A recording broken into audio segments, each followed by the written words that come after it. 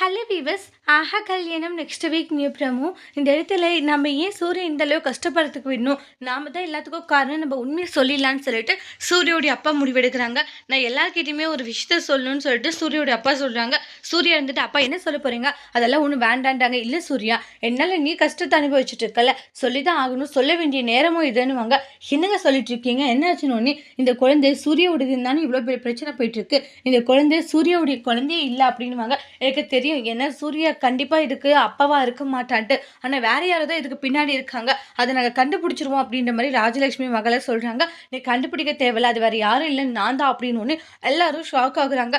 ராஜலட்சுமி எங்க விளையாடாதீங்க, இல்லை ராஜலட்சுமி நான் மன்னிச்சிரு, நான் உனக்கு துரோகம் பண்ணிட்டேன், இந்த குழந்தை என்னுடைய குழந்தை தான்றாங்க. சூர்யாவுக்கு தங்கச்சி தான் அப்படின்வாங்க.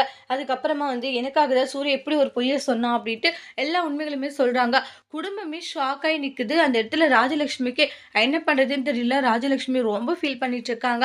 அடுத்து வரக்கூடிய ப்ரமோல ராஜலட்சுமியோடைய முடிவு என்ன, அவங்களுடைய ஹஸ்பண்டை மன்னிப்பாங்களா மன்னிக்க மாட்டாங்களான்ட்டு நெக்ஸ்ட் வீடியோவில் வெயிட் பண்ணி பார்க்கலாம். தேங்க்யூ.